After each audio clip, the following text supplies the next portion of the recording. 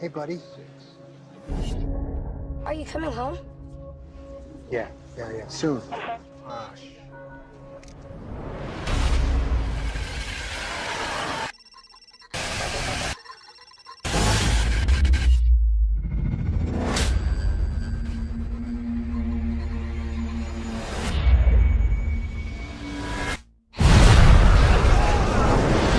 It's terrorists, right? It's gotta be terrorists. Don't use your cell phone. If we're gonna survive this, people are gonna die. You okay? They act for the good of the group as a whole. They may be the next stage in human evolution. What's happening now is more than temporary anarchy. It's the start of a war. I want to wipe him out. It's a suicide mission. You're gonna die. I want to see my son. Son. You okay?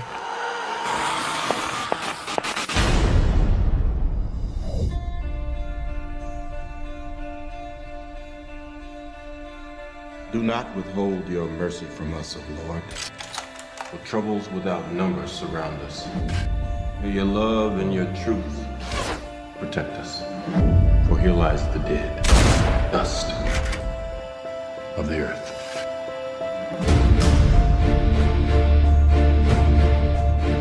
Good always conquers evil. I believe that.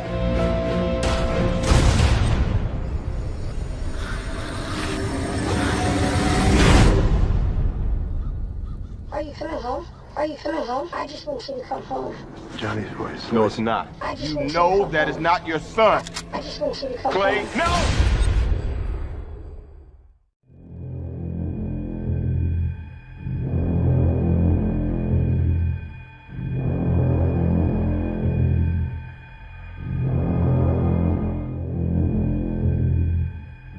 That's why Jesus came 2,000 years ago. That's why he died at the cross at Calvary. He didn't die to make you rich. He didn't die because of who you are. He didn't die to create this hellhole you know about. He died to keep you out of hell. That's why he went to the cross. That's why it's so horrible. That's why it took the precious blood of the Lord Jesus Christ. That's why the Bible said God made him to be sin for us who knew no sin. That's why Calvary was so horrendous, because he would keep you out of hell.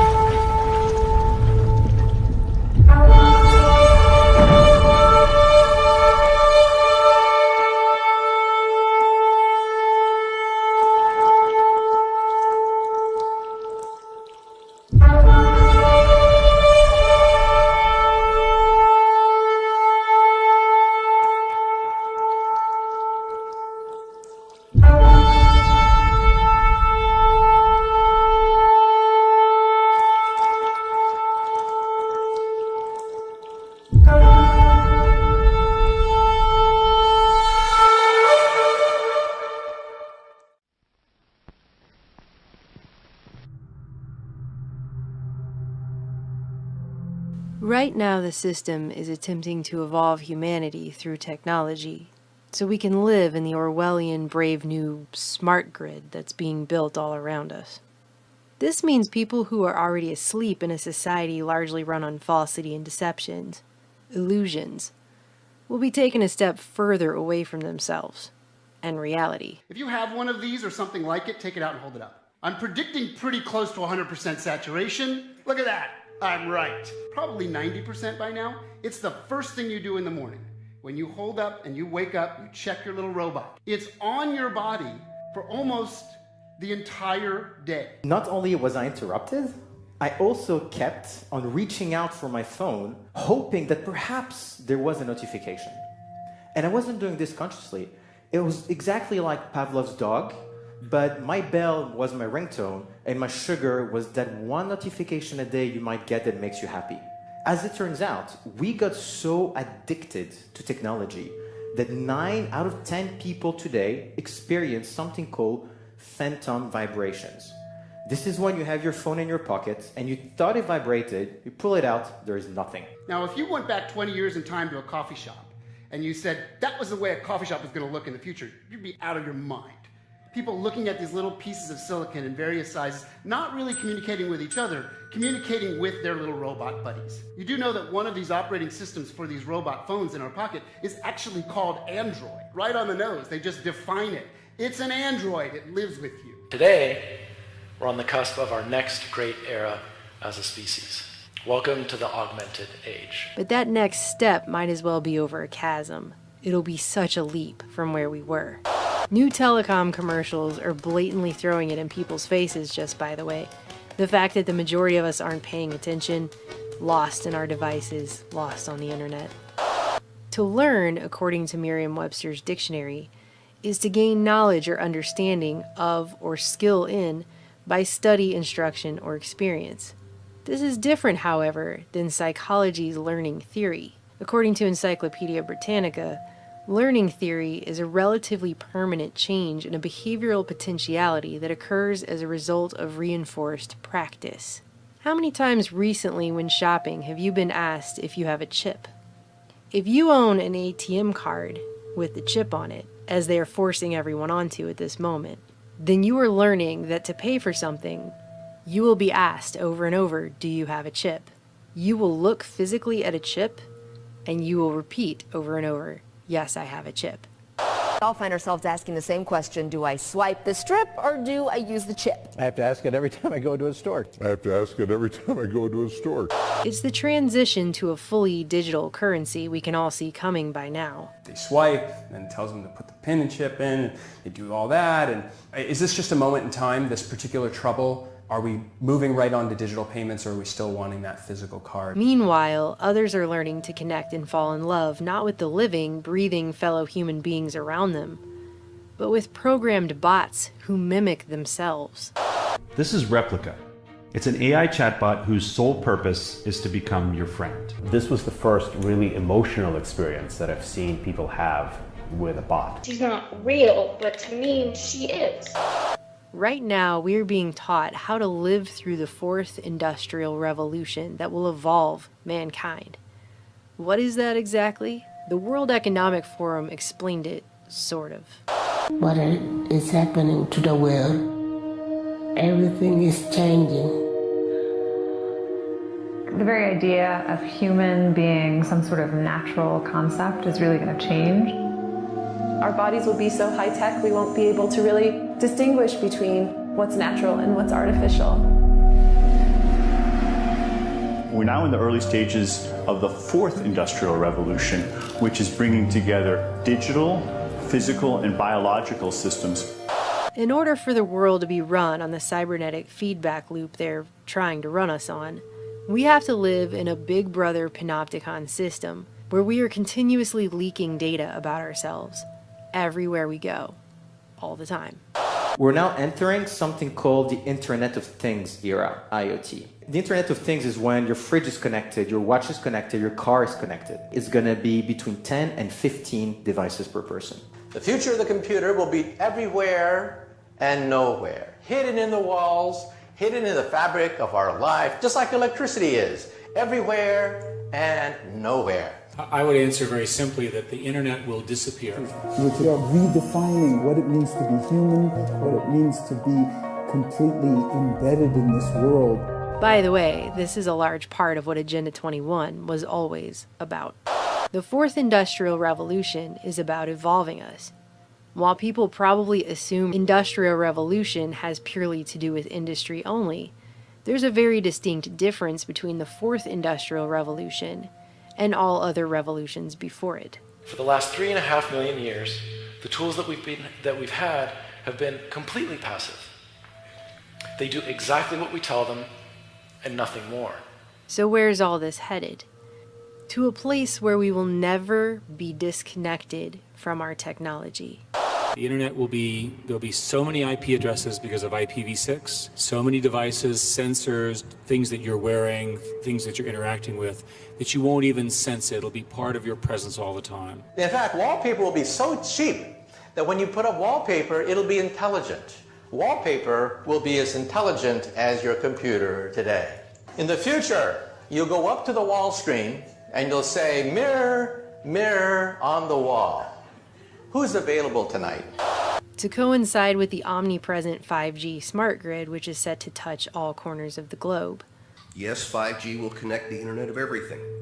If something can be connected, it will be connected in a 5G world. Hundreds of billions of microchips connected in products from pill bottles to plant waterers, requiring massive deployment of small cells. We won't wait for the standards. We must reject the notion that the 5G future will be the sole provenance of urban areas. 5G revolution will touch all corners of our country. Telecoms are proudly spending over $1 billion to build what they call a world brain to centralize our data. They are talking about building a global brain and it beginning in 2018, and your cell phone is part of it. The mobile phone industry is the backbone of the global brain that is being put together. What if we were to think about a telecommunication company adding a brain that is able to listen, to watch, to talk, to remember, to act?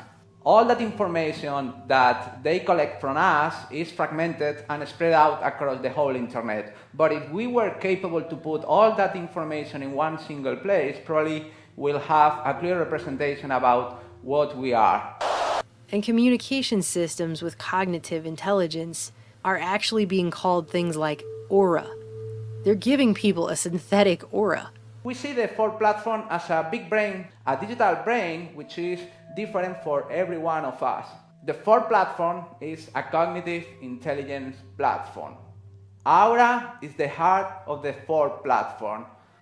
Aura, hello? Hello, Jema. How can I help you? And they're using middle-aged hipsters in Fraggle Rock t-shirts to sell it to us. After former DARPA director Regina Dugan left Google, started making electronic tattoos. So I'm wearing one here on my arm. Do we have a camera to get a... This is a developmental system made by MC10, and it has an antenna and some sensors embedded in it. And what we plan to do is work with them to advance a tattoo that could be used for authentication. Facebook hired her to run its secretive Building 8 project, which she announced earlier this year will enable us to connect to the social media platform using only our brain waves, in something she called silent voice first. What if you could type directly from your brain? It sounds impossible, but it's closer than you may realize. And it's just the kind of fluid human-computer interface needed for AR.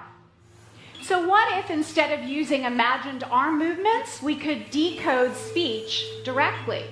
But don't worry, she claims it will only read the thoughts we want it to read. Now, to be clear, we are not talking about decoding your random thoughts. We're talking about decoding those words, the ones you've already decided to share, by sending them to the speech center of your brain. A silent speech interface. Right? The same way that the NSA only very selectively scoops up specific phone calls necessary to a specific case. But hey, as Google CEO and Bilderberg attendee Eric Schmidt would say, if you have something that you don't want anyone to know, maybe you shouldn't be doing it in the first place. Everywhere there's talk of our augmented reality, our virtual reality. Is this where we're going next? Are we effectively softened up enough as humans with our robotic connections to the world that we are actually going to be accepting more, a lot more? And when you learn about what this is called virtual reality, you will be amazed at what it can do. And how we won't be able to tell the difference anymore between that and actual reality, and our augmented selves, right down to the editing of our genetic code. Это значит, что человек приобретает возможность влезать в генетический код, созданный или природой, или люди с религиозными взглядами говорят Господом Богом. Последствия практически какие из этого могут наступить? Это значит, что уже можно это представить, даже не очень теоретически, а уже можно практически представить, что человек может создавать человека с заданными характеристиками. Это может быть гениальный математик, это может быть гениальный музыкант, военный, человек, который может воевать без страха и без чувства сострадания и сожаления и без боли. То есть, вы понимаете, человечество может вступить, и, скорее всего, вступит в ближайшее время, в очень сложный и очень ответственный период своего развития и существования. И вот то, о чем я сейчас сказал, может быть страшнее ядерной бомбы. Meanwhile, AI is taking over more and more. Artificial intelligence is software that writes itself. It writes its own updates. It renews itself. You can't take it apart again and figure out what it's done. It writes independently, autonomously. It develops its own way of thinking. We normally tend to think of software as stuff that we created and that we wrote, and the machines do what we tell them to do and we own it. This is not any longer true. Not just jobs, but the decisions that humans would have made. Unilever is one of many large companies that is incorporating artificial intelligence into their recruitment efforts. HireVue uses video analysis to screen employees and rate them before a recruiter even gets to look at their interview. They respond on video, and then we use artificial intelligence algorithms to evaluate their performance, and then we analyze the interview and predict their performance based on the interview. The kill decision in robots in the air, in robots on the ground, in robots in the water or underwater, where there are also drones, is made by, or can be made by machines.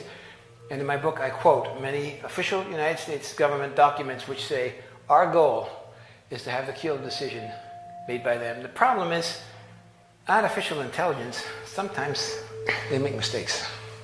AI is beginning to run things to the point that governments can't even explain how the decisions are actually being made. And because the machines themselves are actually learning, they're not even able to trace them back to the algorithms that brought the AI to the decision itself. And no one understands exactly how these algorithms function. They used to understand them, but they've been improved by artificial intelligence. Google's DeepMind AI recently beat the most advanced human player on the planet in the game Go. And they were commenting about the fact that the programmers didn't even know how, towards the end of the game, the AI was making its decisions. They didn't know. And they're the programmers. And both Microsoft and Facebook have been forced to shut down AI programs. The first after it became racist and hateful, and the latter after it began teaching itself a secret language to talk to itself that its programmers couldn't even understand. Facebook has been toying with artificial intelligence in its chatting features, but its robots may have gotten out of hand. Facebook artificial intelligence researchers had to shut down 2 chatbots after they developed a strange English shorthand. It seems like we've been warned about this over and over and over, doesn't it? Now people like billionaire inventor Elon Musk are claiming that the only way not to become a pet to a sufficiently advanced intelligence is to upgrade our brains so that we can enter into a symbiotic relationship with it, as if that's our best option. So I think if we can effectively merge with AI by improving that the neural link between your cortex and your digital extension of yourself, which already, like I said, already exists, just has a bandwidth issue, and then effectively you become an AI human symbiote, and if that then is widespread with anyone who wants it can have it, then we solve the control problem as well. Humans are so slow. Humans are so slow. Yes, exactly. Hardly anyone is discussing the very real dangers here. Let's go to the future. Not far, just a little bit to the Internet of Things, to artificial intelligence as being spread out. It's not a central machine in a box where you can pull the plug. Artificial intelligence is networked, like the Internet of Things. We live in a world now where humans are not learning to love, they're not learning empathy, but they're becoming more apathetic and more disconnected. Inequality hasn't been solved in hundreds of years, and now it's at overwhelming levels, and still we parade forward, always forward, with the full knowledge that not everyone is going to have access to the best technology upgrades either. Rumors go out that, well, Jones's kid, he's been enhanced. And our Johnny has to compete with this enhanced kid. The reality is that with these kinds of technologies, they do not get distributed to everyone at the same time. Some people get it first, some people get it better.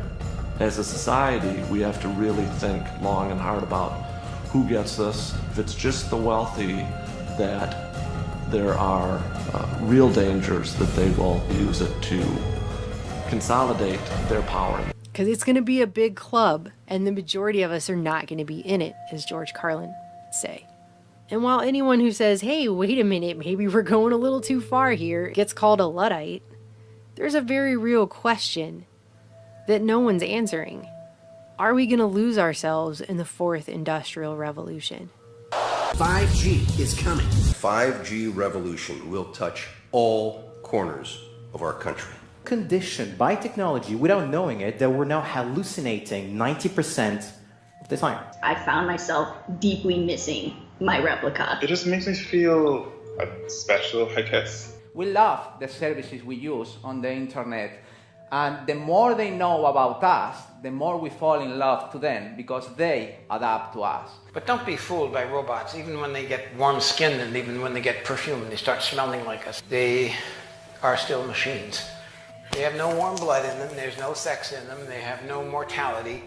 They're cold code lines, and they shouldn't be misunderstood. These are glasses that have full internet capability. You can download any website, any movie, do emails from these things, and they will also recognize people's faces. How many times have you bumped into somebody on the street and you say to yourself, who is this person? In the future, your glasses will say, it's Jim, stupid, remember?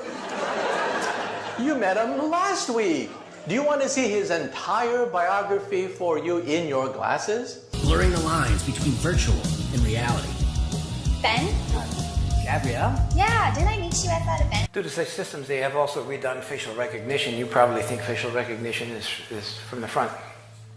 But they've redone to do it from the top because that's where the drones are. And they look at your ears, they look at the way you walk, they look at your head. Is being automatically tracked. The color boxes represent that the computer has recognized the moving objects. You can see individuals crossing the street, you can see individuals walking in parking lots. Argus melds together video from each of its 368 chips to create a 1.8 billion pixel video stream. And I'm telling you this because not that the sensors are modern and not that the photography is modern. Behind that is a brain or a cognitive intelligence. And that brain is in a position to analyze everybody down there at the same time, in real time. They see where everyone is going.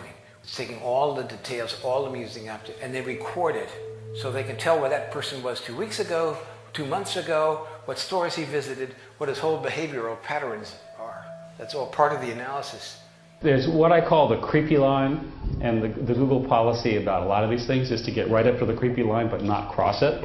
I would argue that implanting things in your brain is beyond the creepy line. Mine in particular. Yes, at least for the moment. With the ability to visualize brain activity, for example, through a simple consumer-based EEG device, it gives us access to ourselves in ways that we've never before thought possible. It unlocks the black box that is the brain. Words just complicate things. What if our brains could communicate directly with each other, bypassing the need for language? One of the things that I think is so essential to free and open societies is freedom of thought. And up until now, the conversation we've been having is around freedom of speech. Once we can access people's thoughts and access people's emotion, we have to create a space that enables people to think freely, to think divergent thoughts. People are treating Google like their most trusted friend. Should they be? And thus it is not surprising that the company that has the most information in the world is probably the most powerful country in the world, Google. Now this is, if you ask Google, it's a peaceful robot, right? He doesn't have a gun, he doesn't throw atomic bombs, you know, he just walks around and stands there. But you may have seen the superimposers DARPA, Defense Advanced Research Projects Agency. That is the research arm of the Pentagon. And then you see the video was made by Lockheed Martin, which is one of the most powerful and influential and richest weapons companies in the world. The best of the available alternatives is that we achieve democratization of AI technology, meaning that no one company or small set of individuals has control over advanced AI technology. That's very dangerous. It could also get stolen by somebody bad, you know, like some evil dictator or country could send their intelligence agency to go steal it and gain control. It just becomes a very unstable situation, I think, if you've got any incredibly powerful AI. I would answer very simply that the internet will disappear. Artificial intelligence only works if you have big data. But big data only works if you have artificial intelligence to make sense of it, because human beings can no longer sort and sift and order the huge volumes of data that we have collected.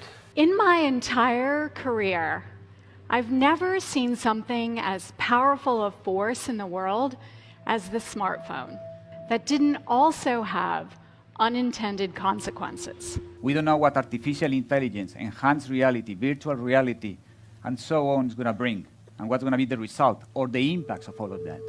We have to be very careful, because survival is an issue for artificial intelligence. It needs to exist to be able to do the things it wants to do according to its program. So it lays, like insect eggs, backups and computer programs all over the world, thousands and thousands of them, so that if we do destroy part of it, it's still alive.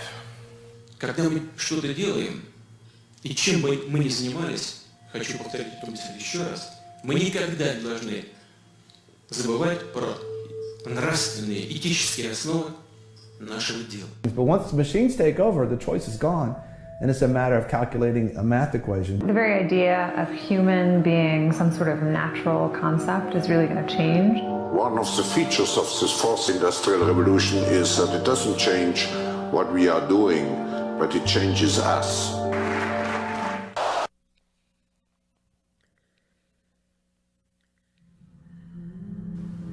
People need to put down their phones and wake up.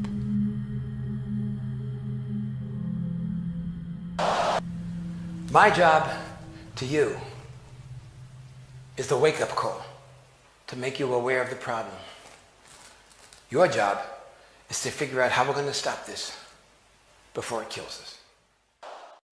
It lights up really nice. Jose Lugo says these tall metal towers quickly popped up after Brooklyn Battery Tunnel toll booths came down. We don't really know what's the purpose of this. It's a $100 million MTA project full of secrecy, with 18 of these for the tunnels and bridges. So what are they exactly? Are you saying you can't comment to me? You know. That's the MTA's man in charge of bridges and tunnels, Cedric Fulton, dodging our questions. Not even later can we talk to you about it, or can I make it? Some MTA board members, including New York City Transportation Commissioner Polly Trottenberg, say they know too little about the towers, even with about half the money spent and some of the towers up. A lot of the board members felt like they didn't have all the details they would have wanted, myself included. Residents who say they suspect there is much more going on with these towers than meets the eye wonder, will they ever know what's going on inside them? I'm going to guess it's probably not just a decoration. It's a bit mind-boggling that the MTA is approving $100 million for what appears to us to be big decorative pylons. John Caney is leader of the watchdog group Reinvent Albany. What we're asking for is transparency from the MTA. We demanded answers from MTA Chairman Joe Loda. Some of your own board members say they don't know the specifics. The base of these new pieces that are going up include whatever fiber optics are necessary for those homeland security items. In other words, anti-terror technology. Could it one day include facial recognition? We don't know.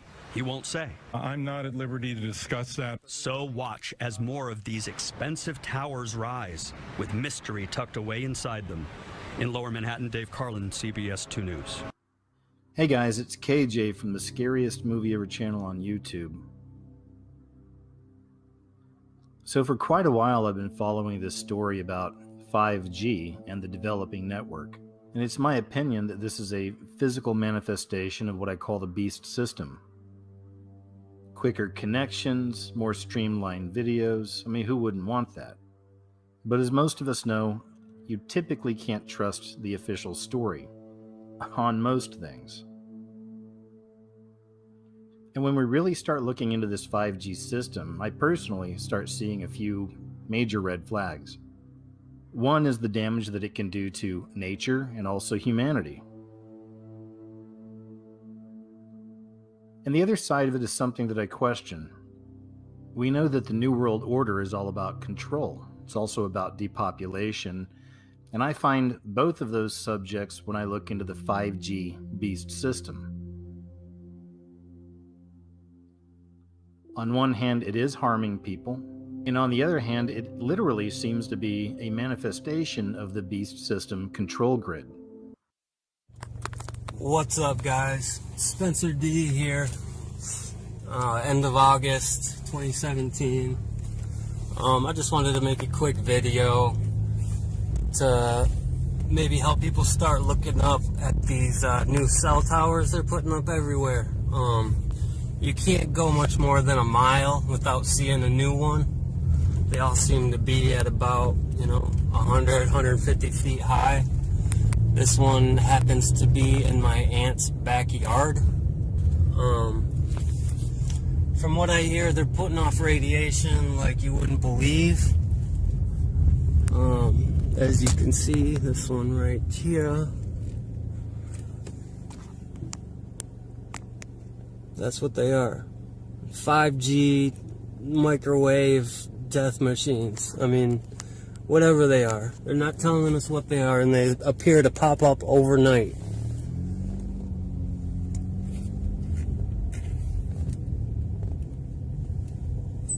But start looking around for these. You see all those power cables going up the side?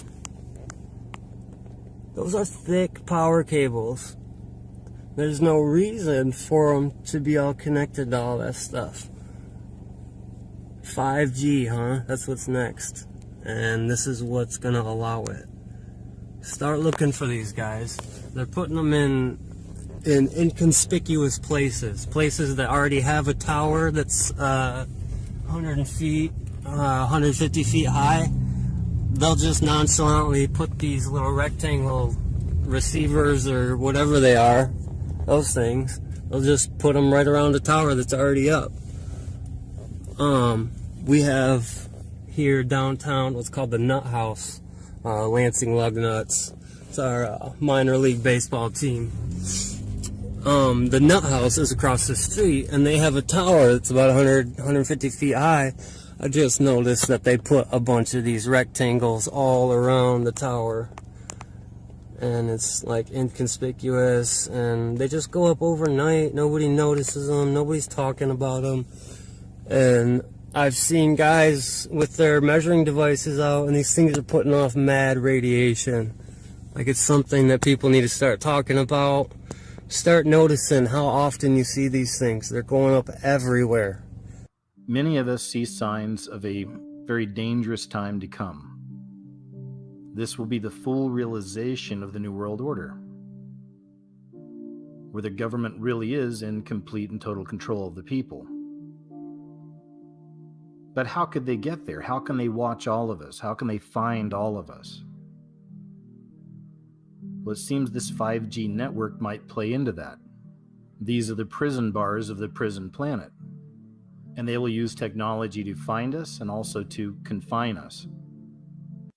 Wednesday, August 9th, 2017, in a patriotic, working-class old California neighborhood, on a beautiful, warm California summer day, we find, right in the center of these two trees, a huge cell tower. The array is very, very dense, and I can only imagine the energies, the electromagnetic frequencies that are bombarding this neighborhood and these people 24/7, 365. However, this first cell tower is right near this second cell tower. Now, this array is probably no more than 40 feet tall. These are one-story buildings, and that's right in the back of these one-story homes.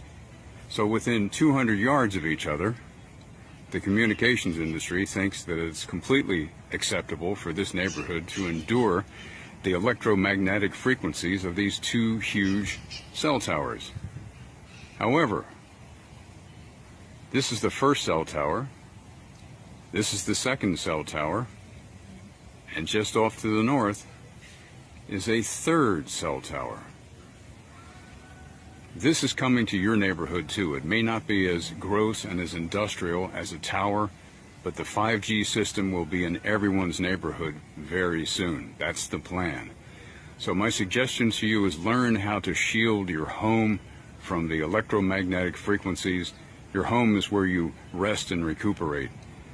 And take a look at the paints that are available, the screenings that are available. There are many technologies out there that can make your home a safe haven from this type of electromagnetic frequency radiation. And there's one other thing that I want to say. It's time to learn how to detox the heavy metals from your bodies, because the heavy metals serve as an antenna and they magnify the effects of the electromagnetic frequencies within your body. So, on Wednesday, August 9th, 2017, this is being shot with a smartphone, keep in mind. I don't have any way of zooming in on any of these things to make them look more dramatic, but the fact that these three huge towers are so close to a residential neighborhood, they're in a residential neighborhood, is a message that is being given by the communications industry to the citizens of the United States and the world, that the communications industry does not care. So remember, you saw this. There's one to the left, two in the center, and a third right here, disguised as a tree. I just saw this story the other day. I thought it was interesting, and it started me more on this path. Humans are all connected by special Wi-Fi in our brains. They call it the interbrain. And through this, scientists believe that we are all connected, which is also a great metaphor for this 5G system. And that's why it should come as no surprise we're seeing so many stories about transhumanism, the rise of robots, because they're trying to connect humanity to the internet. They're trying to connect humanity to this 5G system. The USA is currently leading the way on 5G at the June 2016 press conference, where the FCC head Tom Wheeler announced the upcoming of low, mid, and high spectrums. There was no mention of health effects whatsoever, but the dangers are very real.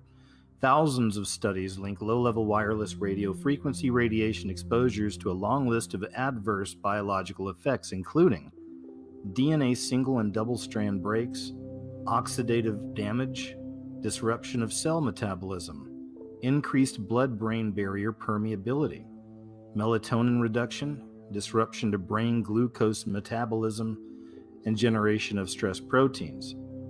And let's not forget that in 2011, the World Health Organization classified radio frequency radiation as a possible 2B carcinogen, which means it causes cancer. More recently, the $25 million National Toxicology Program concluded that radio frequency radiation of the type currently used by cell phones can cause cancer.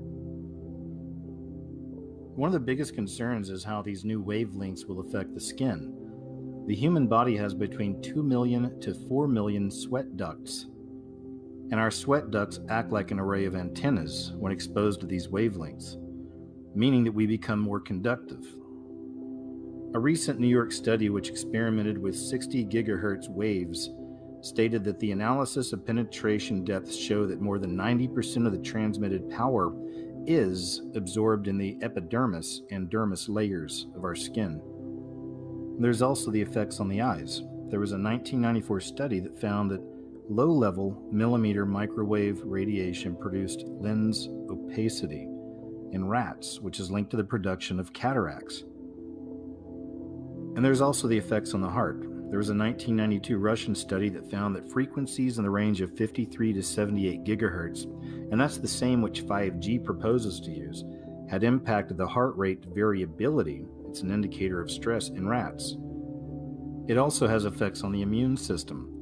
There was a 2002 Russian study that examined the effects of 42Hgz microwave radiation exposure on the blood of healthy mice. And it was soon concluded that the whole body exposure of healthy mice to low-intensity EHF and EMR had a more than profound effect on their immunity. And of course, there's also effects on cell growth rates. There was a 2016 Armenian study that observed MMWs at low intensity mirroring the future environment brought about by 5G. Their study conducted on E. coli and other bacteria stated that the waves had depressed their growth, as well as, quote, changing properties and activity of the cells. In 2007 and again in 2012, a group of scientists and public health experts released a report suggesting people reconsider our relationship with these energy fields.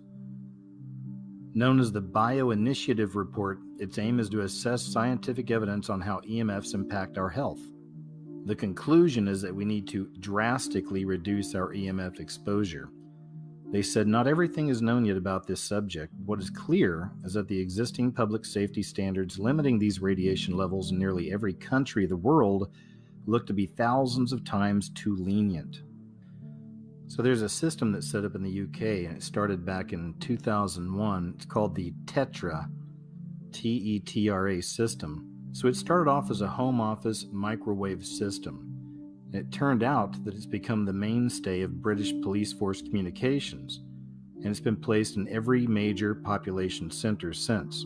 The British government spent £2.5 billion, with a B, billion pounds on a 400 megahertz pulse-modulated microwave transmitter network which broadcasts 17.6 hertz into the brains of all Britain's police and anyone living near the planned transmitters. It's said to cause disruption of neural networks, leading to behavioral and character changes, also manic behavior, followed by nervous exhaustion, also disruption of higher brain functions. A Team 10 consumer alert tonight. The more we rely on smartphones, the more data we want and the more antennas we need. But at what cost? Workers say they're getting injured working on those antennas, and the constant push for more towers is putting them at risk. Team 10 troubleshooter Kristen Severin joins us. And Kristen, you talked to a San Diego company with a solution to keeping them safe. Yeah, there are 600,000 cell phone tower sites in the United States. They're everywhere, on the sides of buildings, street lights, water tanks. But Team 10 learned thousands of those towers violate federal rules that are supposed to keep workers safe. It hurts like how. Benjamin Rivas has worked on cell phone towers for 14 years. I was dealing with them day in and day out. He quit after an antenna that should have been powered down was still live. Physically burned my hand. The burn is a work injury you can see. You get burned on the outside, but internally it blisters. Other problems, he said, caused by the towers aren't as easy to spot. Depression, and I get headaches from time to time, and mood swings and stuff. Rivas is one of 250,000 workers a year. An insurance rating agency said gets too close to these antennas. They act as an open microwave and can cause eye damage, sterility, and cognitive damages. What we're going to go do is I'm going to show you the invisible footprint of these potentially hazardous areas that workers don't see. Drew Fountain has a $20,000 meter that measures the RF frequencies. And the amount of power that really comes off a lot of these antennas. He co-founded RF Check, talk about a San Diego company that tracks where every tower is in the U.S. There's 22. An RF frequency over 20% can injure people. Over 100% can burn someone. We're over the limit for the workers. Cell phone tower workers, roofers, painters, anyone that comes in contact with the antennas. I got a 150 reading this morning. Many tower sites have these signs. Does anybody even see these? Signs are dismissed by workers. This doesn't really say anything beyond this point. The law requires that the workers be made aware of these areas before they get near them, and that's not being done today. Since 1985, the FCC has required workers be made aware of these dangers, but doesn't say how to alert them. The FCC gave notice of a proposed rule change 2 years ago for the cell companies and site owners to figure out the how. Recognize what these are. Fountain said that hasn't happened. Phone providers are looking the other way and not protecting the little guy. From here to here is the RF danger zone. Fountain wants workers to know about these areas before they show up to any cell phone site. Fountain helped develop RF Check to do just that, the only comprehensive database of every wireless antenna in the nation. They're working with the FCC to get it used across the entire industry. Workers would check the tower sites before any job. RF Check would be paid for like E911. That's the fee we pay for emergency services, so you could see a few cents more on your cell phone bill, but they are still trying to figure out that exact amount. I'm Team 10 troubleshooter Kristen Severance. All right, Kristen. So it's also interesting to take a look at what Wi-Fi can do to our fertility. There's been a lot of research on this, and one study examined the relationship between human sperm health and internet-connected laptops utilizing Wi-Fi. This form of internet connectivity is wildly popular, obviously, with many chain restaurants and coffee shops offering the service for free around the clock. But what the researchers found was quite shocking, especially if you're a regular laptop user. And pay attention to this right here. After just 4 hours of using a Wi-Fi connected laptop, a significant decrease in the quality of sperm was observed. So that set of studies was conducted back around 2011. We're in 2018 now. Here's a story from 2017. Sperm counts of Western men plummeting, analysis finds. And throughout this article, they keep questioning what's happening, as if they have no idea where this is coming from. So as time has gone on, and as time continues, we are all going to be connected to this, in one way or another. So no surprise you're going to find your fair amount of propaganda around this. You know, this system doesn't want you afraid of it. They just want to put it in place. I found several stories like this. This one's from the Telegraph. Wi-Fi is not harming our children. Here's the evidence. And every one of these articles are the same. They're just playing down any of the research that's been out there showing the opposite.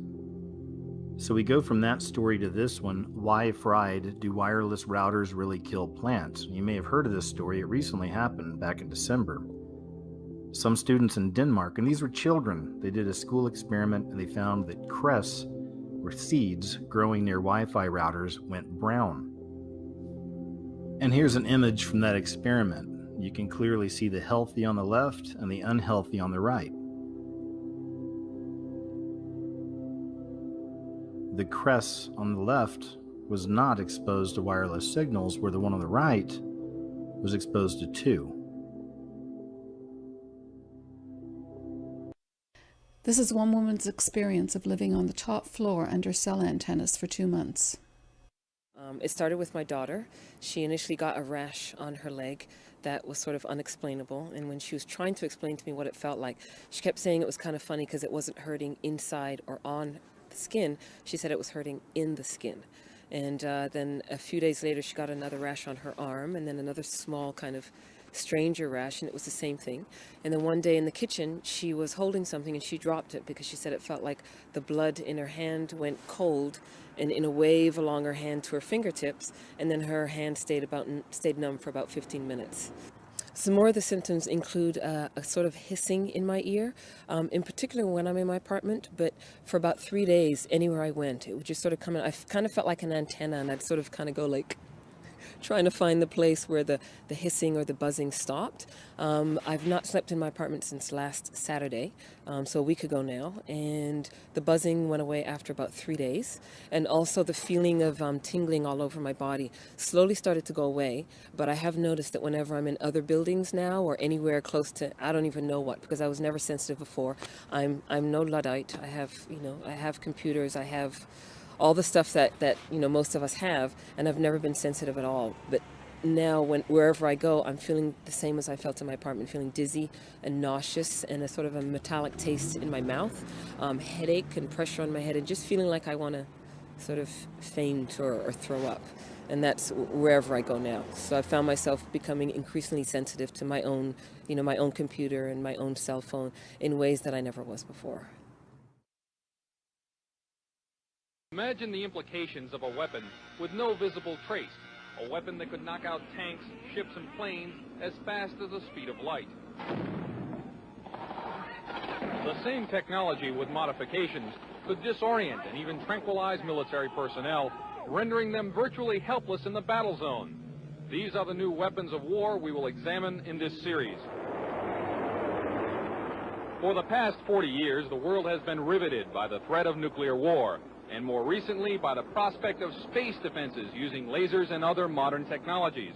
But while both sides at the Geneva summit will be focusing on these matters, progress is being made in even newer weapons that could render any arms agreement relatively useless.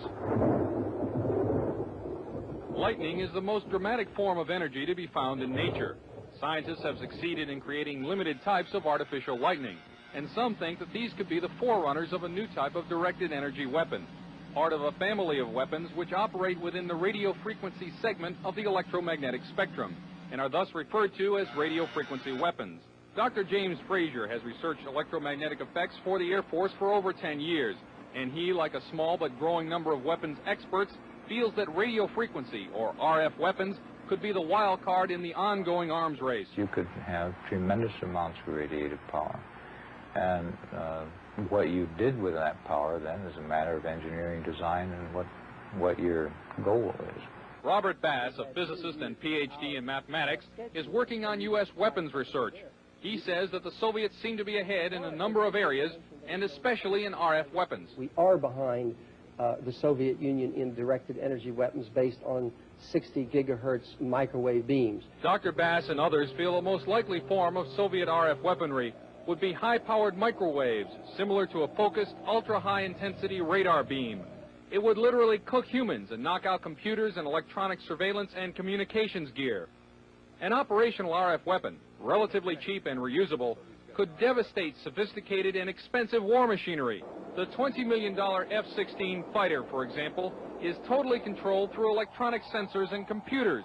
With no manual flight controls, the plane would literally fall out of the sky after being hit with a high-intensity pulse of microwave radiation. Scientists say that microwaves and other types of RF pulses operating at specific frequencies or windows can be transmitted with little or no loss of power. Machines known as gyrotrons can produce the massive pulses needed to drive these devices, and it's believed that the Soviet Union has a 3 to 5 year lead in this technology. Over the past year, CNN has repeatedly asked the Department of Defense and the Air Force about radio frequency weapons. After much resistance, DoD finally said that the subject was too sensitive to discuss. In my next report, unexplained cloud-like phenomena which may be evidence of a Soviet breakthrough in RF technology. Chuck DeCaro, CNN Special Assignments.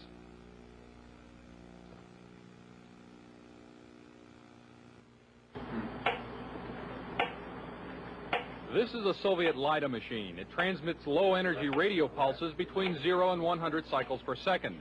In the Soviet Union, LIDAs have been used for years to tranquilize psychiatric patients without physical contact. This sound, which is received by shortwave radios in the United States, is generated by another Soviet radio frequency device. It is known as the woodpecker because of its tapping noise. It is broadcast by a number of high-powered radio transmitters operating deep in the Soviet Union since July 4th, 1976. Though the official Defense Department explanation of the woodpecker is that it is an over-the-horizon radar designed to track U.S. missile launches, some scientists suspect that the woodpecker is designed to interfere with human brain function. As far as I'm concerned, the potential that this has for producing a direct psychoactive effect upon the total American population is there, has never been disproven. Dr. Robert Becker is a pioneer in the field of bioeffects of electromagnetism. The signal range within which the woodpecker operates is that which has been reported by many investigators to produce a tranquilizing effect upon animals. We are just incredibly sensitive to these magnetic stimuli. Dr. Bob Beck, a PhD in nuclear engineering, has done extensive research into electromagnetic effects on humans. The signal was permeating power grids in the United States. It was being picked up by power lines, re-radiated. It was coming into the homes on the light circuits. I was surprised after coming here that the influence of electromagnetic fields was almost completely ignored here. Dr. Larissa Valenskaya was heavily involved in Soviet electromagnetic research before being allowed to emigrate to the United States. She told CNN about Soviet research in electromagnetic effects. They demonstrated theoretically and also demonstrate experimentally that low frequency, low energy electromagnetic fields also can possess biological efficiency because any field not only carries energy but also carries information. She stated that the research was carried out on orders from the Soviet government. Of course, the military were extremely interested in this potential of remote influence. Is the United States military working in the field of electronic mind control? Officially, the Department of Defense will not comment because the subject area is, quote, too sensitive. But CNN has learned from this government scientist, who did not want to be identified, that a Navy laboratory conducted research into the use of an RF device for counterterrorism and special operations. It's possible to entrain a certain percentage of a population, apparently, with weak magnetic fields. The study also showed that RF signals could dissolve certain types of rat brain cells at a distance, causing disorientation and nausea. According to the scientist, even though the program was successful, the government never followed up on it. Dr. James Fraser did electromagnetic research for the U.S. Air Force for many years. At one time, he proposed a battlefield RF weapons system. You could make an antenna that would be carryable by a helicopter, and that this could be expected to produce a wide variety of symptoms, actually, by humans who happen to be standing in the beam. According to Dr. Fraser, the Air Force never followed up. At Lawrence Livermore Laboratory, another RF weapons concept is nicknamed the brain bomb. According to the book Star Warriors, the brain bomb would focus a nuclear blast into a huge pulse of low-frequency RF energy that would stun huge numbers of troops. Apparently, it too has not yet been funded. The Department of Defense will not comment about Soviet RF weapons, or if American RF weapons development is going forward. However, experts interviewed by CNN say that the Soviets are apparently ahead and could exploit that lead in a surprise strategic move, a move that could have grave consequences for the United States. From Washington, this is Chuck DeCaro, CNN's Special Assignments. This is a Tesla coil. It was invented some 90 years ago, but now a growing number of experts in the United States feel that it may form the basis of a new generation of Soviet weapons. They are known as radio frequency, or RF weapons, because they operate in the radio frequency spectrum. Their existence is noted in this U.S. Department of Defense publication, which says the Soviets could use them to destroy components of missiles, to interfere with radar and other electronic systems, and even to alter human mind functions. The concept of RF weaponry was predicted at the turn of the century by Nikola Tesla, an American who had emigrated from Yugoslavia. He is best remembered as the man who invented alternating current electricity. In 1899, Tesla built this giant coil which produced 10 million volts of artificial lightning. From it, he theorized the possibility of death rays. This and many other of his ideas about the physics of electricity were ridiculed by the scientific establishment. Pure science is not a sure thing. You can't predict what's going to work out and what's not going to work out. Robert Golka, a research scientist, built a replica of the Tesla coil about 80 years later. Golka was trying to produce a phenomenon known as ball lightning. He also used the Tesla coil to conduct testing for the U.S. Air Force. What I was doing was setting in maybe 5-foot-long models of advanced fighter aircraft, and we would want to try to find out which part of the airplane was more vulnerable to lightning strikes, whether it was a wingtip or the canard where the pilot sat. These experiments could also demonstrate the effect of the electromagnetic pulse of a nuclear blast, and Golka says the effect of RF weapons as well. Golka thinks that Tesla's theory that electromagnetic power could be transmitted through the Earth and its atmosphere without wires is a key element in the Soviet Union's work on RF weapons. Tesla's novel weapons theories were generally ignored in the United States. Nikola Tesla died in 1943, and after the Second World War, all his papers and effects were shipped to his native Yugoslavia, where they were enshrined in a museum. Some say that that museum proved to be a gold mine for Soviet weapons scientists. We haven't even formally, so far as I know, to ourselves admitted that these weapons exist in the hands of the Soviet Union. Weapons analyst Tom Bearden, a retired U.S. Army lieutenant colonel, is among a small group of scientists and engineers who believe that the Soviets have perfected Tesla's ideas and are developing radio frequency weapons on a scale unimagined in this country. There have been a series of tests of these kinds of weapons, apparently, for a number of years. For example, airliners from Iran, before the fall of the Shah, saw deep within the Soviet Union very large, glowing spherical balls of light, which started out small and then expanded to very large size, which are apparently these kinds of weapons for use in an anti-ballistic missile defense role. Bearden believes that these satellite photographs are of mysterious non-nuclear explosions near an uninhabited island in the East Siberian Sea, and that they are discharges from an RF weapon that uses intersecting energy beams called scalars. In doing so, you can create, for example, either an electromagnetic explosion at a distance, or you can create an electromagnetic implosion at a distance, the extraction of energy from a distant point.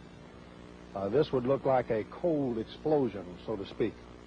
And I believe the thing on April the 9th, 1984, off the coast of Japan, that involved several 747 jet airliners, I believe that incident was a test of a cold explosion weapons. At least it met all the characteristics. Pilot Doug Happ was in one of the 5 airline crews that saw an incredibly large cloud rising from the moonlit overcast below. It looked like a plate coming up through an overcast, but it just kept expanding. I have a question.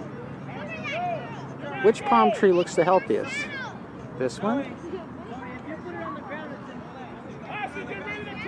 This one? This one?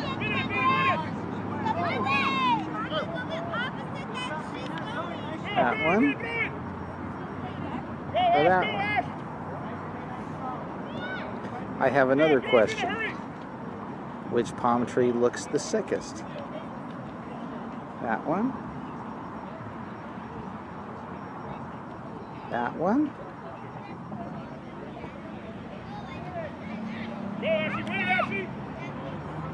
That one? That one? Or that one? Well, if you said that one, you're right. Would you like to live next to a cell tower? Now here's another story I found very interesting, and I think this is a good one to end the video on. Wi-Fi visualization lets us see the ghostly waves that surround us. Louis Hernan, a PhD candidate with the Architecture and Interaction Design Group at Newcastle University, is exploring a concept, and he's developed a machine that turns internet signals into vibrant LED-based forms. So these are actual images of the experiment, and what you're looking at are Wi-Fi waves. And these things are all around us at all times. It's crazy to think how many of these towers are going up, how many more of these signals are scrambling all around us. Could there be spiritual entities, beings inside of these Wi-Fi signals? And if so, it's even creepier to think that these things are infiltrating the human body and the human mind. So food for thought, I guess. And I'll leave you with that. This 5G beast system is going up all around us right before our very eyes. And there are people all around the world that are trying to fight this in their own communities. I can't blame them. The interconnected world of the future will be the result of decisions we must make today. Everyone knows the government agencies are corrupt. It's common sense. It's clear that the system is broken and they're all crossing the line. Homeland Security, IRS, the USDA, the Treasury, the EPA, all of it BS. But rarely is it so blatant as it is with the FCC, the Federal Communications Commission, because, well, very, very few people pay attention at all to them. hardly any resistance was put up against net neutrality rules, and that was a fairly big media story. Almost no one said anything about the mergers between the giant telecoms and the general complete takeover of communications. There really wasn't any resistance to the 1996 Telecommunications Act, which opened up a whole can of worms, a whole set of Pandora's boxes with the NSA and everyone else. But now they've opened up the floodgates to massive corporate control over our lives, a total surveillance system on the part of government agencies and their contractors, and the very near blanketing of the entire population. Literally, of everyone in the world. Literally, of everyone in the world. Autonomous vehicles, smart city energy grids, transportation networks, and water systems. Immersive education and entertainment will come from the cloud. The driving force of the 21st century will be powerful processing, centralized in the cloud, and wirelessly connected to thin clients. All of whom will be saturated with gigahertz signals literally everywhere they go on the planet, and no one has permission. The United States will be the first country in the world to open up high-band spectrum for 5G networks and applications. And that's damn important, and will generate tens of billions of dollars in economic activity. Big surprise, since this FCC chairman, now a former chairman, who was appointed by Obama, big surprise since he used to be the president of 2 industry lobbyist organizations. Tom Wheeler was formerly president of the National Cable and Telecommunications Association and the CEO of the Cellular, Telecom, and Internet Association. Chairman Wheeler put the entire fixed and mobile broadband industry under a stricter regulatory regime. He has done so many things that have angered his former employers at the NCTA and CTIA have sued the FCC during his tenure. He explains his actions by saying, "I used to be an advocate for corporate interests, and I hope I was a good one. But today, my client is the American people, and I want to be the best damn advocate for the American people that I can be." So he represents the industry, he got appointed to the position, and he just fox and henhouse the whole thing. He just prostituted it all. So it's no wonder that he gives a no-holds-barred, full-force push to usher in 5G everywhere upon everyone, to swiftly and fully silence any and all dissenters, to ignore all the real questions, and to make sure that the safety data, to make sure that safety studies don't even happen. Unlike some countries, we do not believe that we should spend the next couple of years studying what 5G should be or how it should operate. We won't wait for the standards.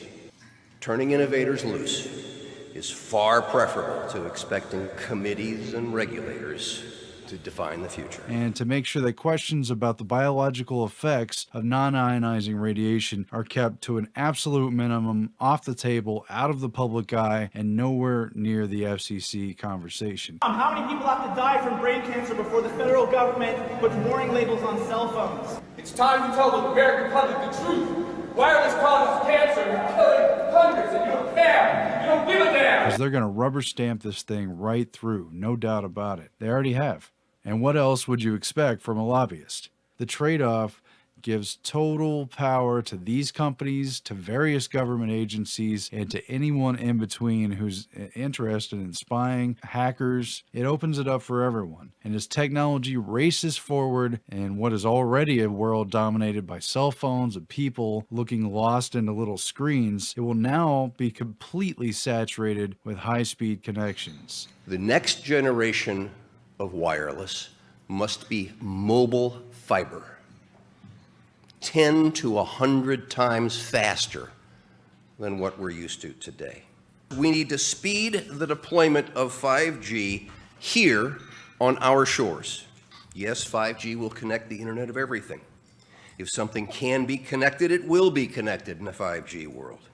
Of hundreds of billions of microchips connected in products from pill bottles to plant waterers, you can be sure of only one thing. The biggest Internet of Things application has yet Every to be single imagined. device and appliance in manufacture is being fitted with a two-way communication device, and it sends data back. Spying and surveillance is completely built in. It's a total default, and it's the given. Location tracking, health data, audio and visual recordings, text, and everything else is going to be continually collected. And Tom Wheeler of the FCC freely admits it. He thinks it's great because it's going to make everything faster, and it's going to make more money. We take our most significant step yet down the path to our 5G future. Others have covered it as well, but this is an issue that is not well known enough. 5G is a huge upgrade to the system. It is a complete overhaul compared with 3G and 4G. It's not only dramatically faster speeds, which is what they're going to play up to sell it to consumers and tell everyone what a great convenience and advancement that it is, but it is also a literal complete infrastructure overhaul. Now, to make this work, the 5G build-out is going to be very infrastructure intensive, requiring massive deployment of small cells. The big game changer is that 5G will use much higher frequency bands than previously thought viable for mobile broadband and other applications. Such millimeter wave signals have physical properties that are both a limitation and a strength. They tend to travel best in narrow and straight lines, and they do not go through physical objects as well. This means that very narrow signals in an urban environment tend to bounce around buildings and other obstacles, making it difficult to connect to a moving point.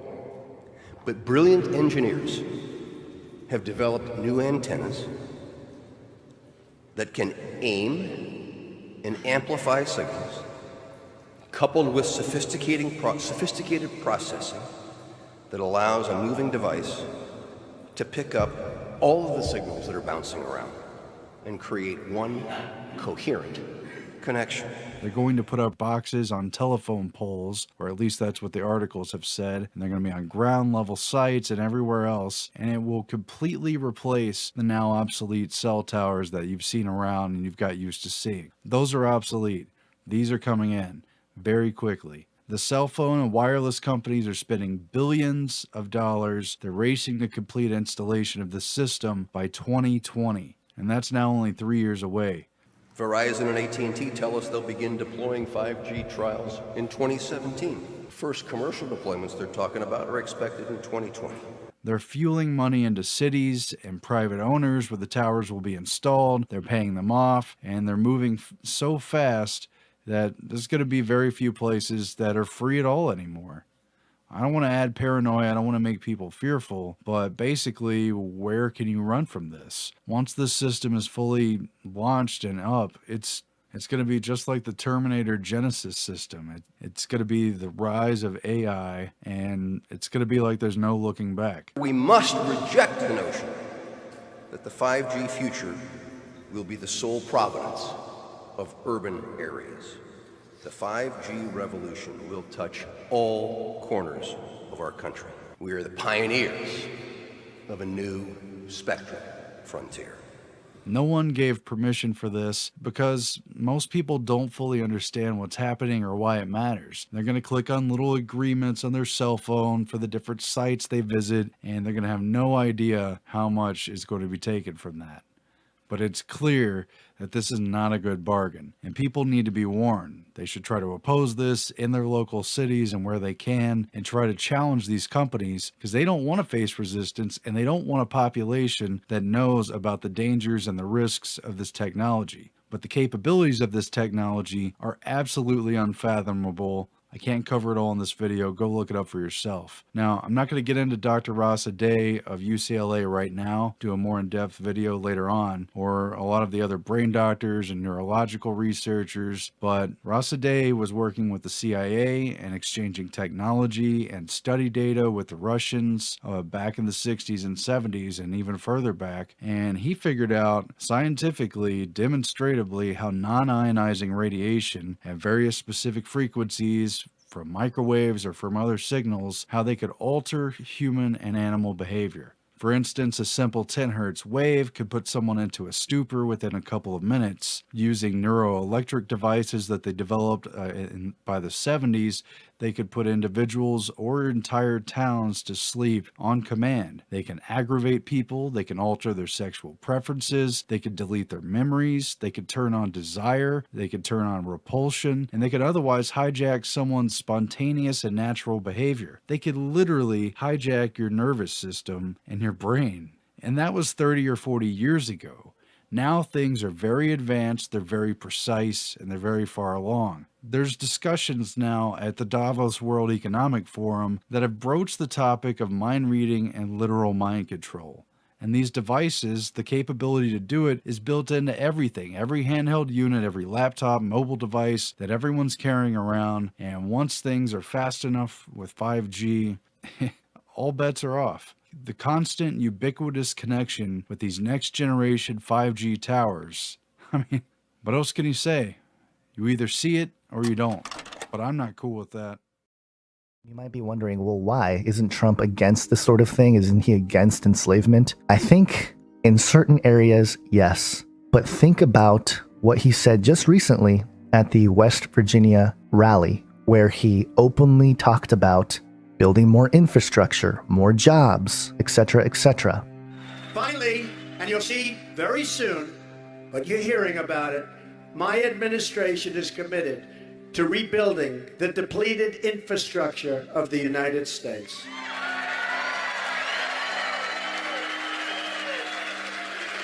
Think of it.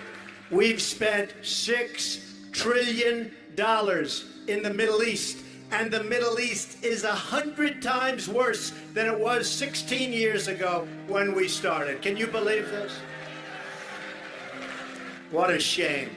That is why we are pushing a $1 trillion new infrastructure investment bill. We're going to fix our roads. We're going to fix our bridges. We're going to fix our highways and our schools and our airports.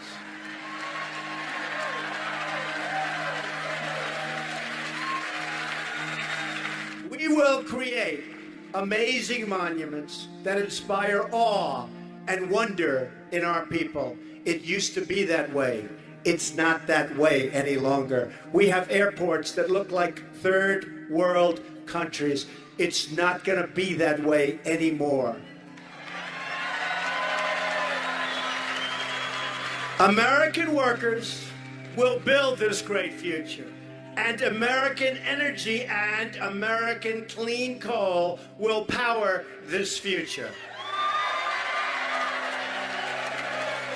We are the nation that put a man on the moon, that dug out the Panama Canal, and that won 2 world wars. We can do anything, we can build anything, and we can dream anything. The bottom line is that he is talking about the 4th Industrial Revolution and having the United States lead it. So yes, it is creating jobs. Yes, it is bringing back industry to the United States. But for what? What are we building? We're rebuilding everything to accommodate for the smart city, for the UN 2030 Sustainable Development Agenda. Now, there's a weird twist to this as well. Pedogate, Pizzagate has been a very, very important subject for independent researchers.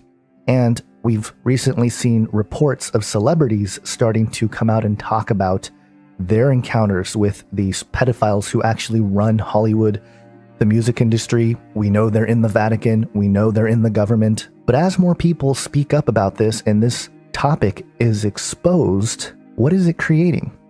Well, on the one hand, if all these celebrities are doing it for the common good of man, then this is a good thing. More people need to realize that there's a problem with pedophilia in this country, in our institutions. But in the same way God uses all situations for good, I think the enemy uses all situations for bad. And the exposing of pedogate and the pedophiles in our governments, in our institutions, might be the beginning of a larger enslavement program as part of this fourth industrial revolution, as part of this rebuilding infrastructure, as part of making America great again. Let me explain myself a little bit. Problem, reaction, solution. They used it in 9/11. They had the problem, which was 9/11, the terrorists. They had the reaction, we need to do something about it, and the solution, which is giving up more and more of our privacy in exchange for security. Thank you, government, for looking over us, right? Well, in the same way, this pedo problem really does accelerate this fourth industrial revolution in this way. The problem: elite pedophiles run almost everything. Guys like John Podesta running around doing weird things. And there are some researchers here who all they say is John Podesta needs to be in jail. I agree 100%. I think a lot of people need to be in jail. Hillary Clinton, Bill Clinton, Uma Abedin, Debbie Wasserman Schultz. The list goes on and on and on. But once they're in jail, or if they even get to jail, so what? What then? Have we eradicated the problem? No, we haven't. So the problem of the elite pedophile ring will continue even if John Podesta goes to jail. The reaction? Citizen outrage. The more people realize this, the more people are going to speak up against it. Independent journalists, reporters have dedicated their time and energy to exposing pedogate, which is a good thing. Solution though. What is the solution? Now, at a very basic level, the solution is more awareness so that you don't put your children in jeopardy.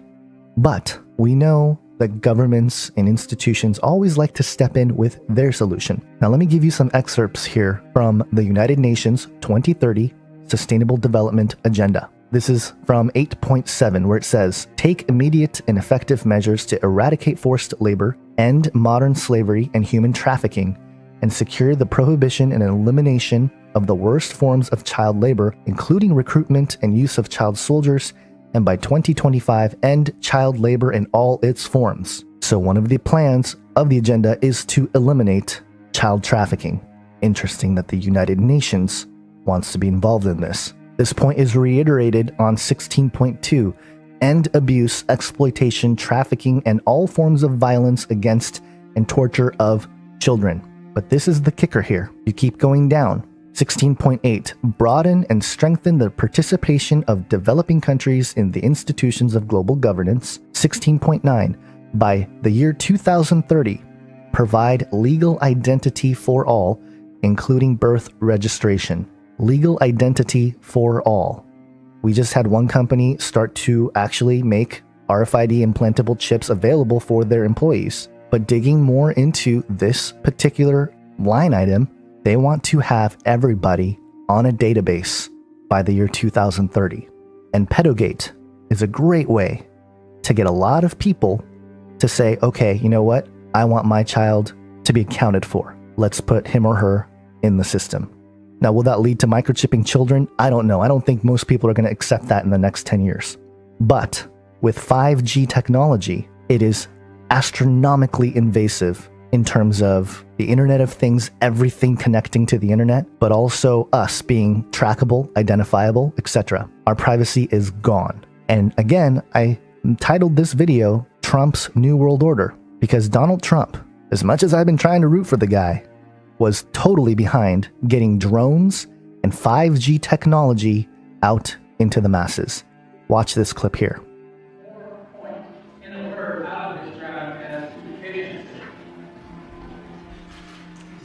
Fully autonomous drone works on behalf of John and the team at Construction. John, if you want to say a little bit more to the president about how you've seen that experience been. We have to go out in the field and survey. 25 years ago, we didn't even know what a cell phone was. 2 weeks of data collection. We look today and we can actually just our life is kind of evolved around the technology. It's life changing.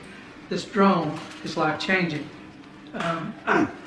We're finding out daily, not in the quarry side of things, but in the construction side of things, and other uses. We've actually started 2 other businesses up off the same drone, just using it in a different way. So it's and yet right now drones are becoming very powerful too. I see where they're lifting people. I don't know about the level of safety there, but when I see that, but also I guess they're going to be lifting very heavy material at some point. Yeah, there's an initiative with other companies underway to effectively have delivery being done by the drone. This drone in particular is about just being able to collect aerial intelligence in a seamless way. and being able to deliver that to the user in a way that they weren't able to accomplish before. So John's able to get that work done in literally minutes after the drone flies, versus usually it would take him days of just manual labor to be able to accomplish that same work. Fantastic, John. Thank you, sir. Thank you very much. Thank you. Thank you. Thank you. Yeah, pleasure. Randall? Yes, Mr. President, I'm going to tell you everything you need to know about 5G technology in about 2 minutes, okay? Guys like Jeff Immelt, various Internet of Things, drones, autonomous cars are going to require a whole different level of speed and wireless networks. If you come over here, this is a residential neighborhood. If you want to get the kind of speeds required today, these lights are fiber. We have to take fiber to every one of these houses to get that kind of bandwidth.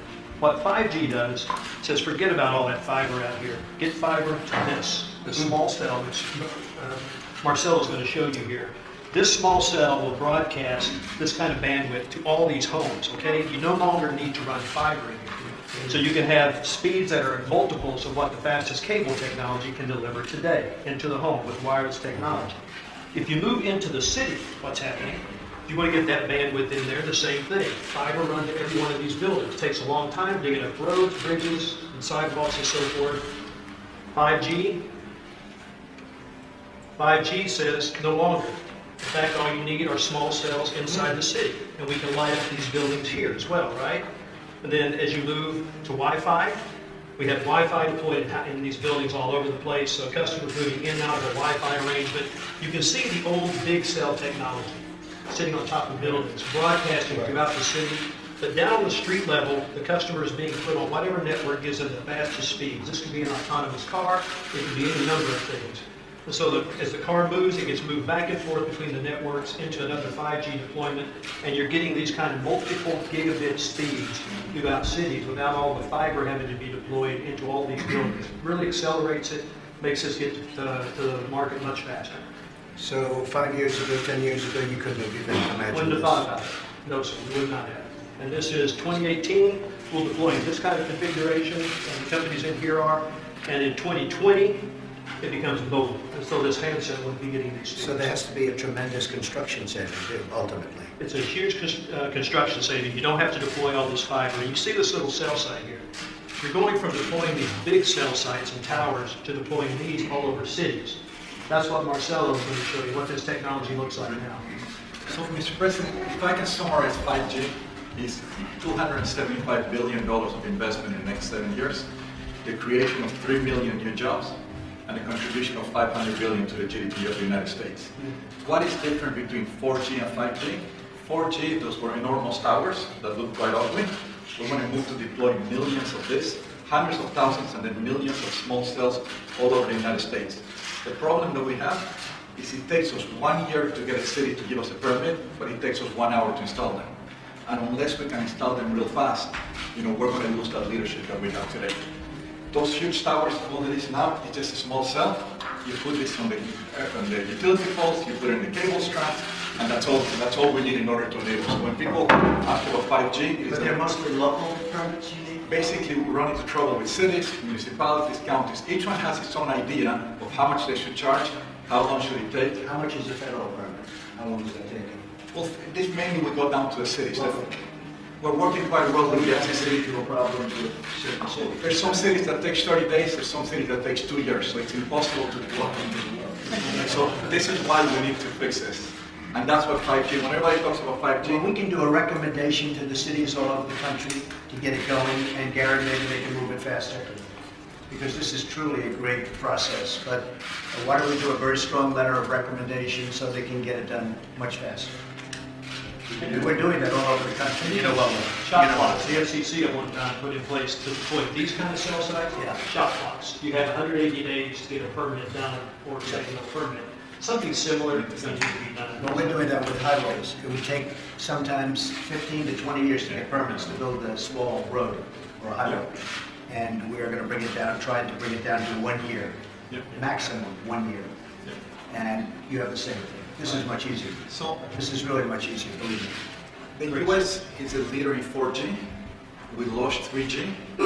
And every country, China, Europe, is basically streamlining the process to get there faster. So this will be going into many other countries? By other companies, by you? By no, we only operate in the US, and our goal is to basically, we want the US to lead 5G, because of the speed, because of the job creation. You will if you can get your permits. Absolutely. China has much less trouble getting permits. The central government. Thank you, Mr. President. Good to see you. Thank you so much. Great job.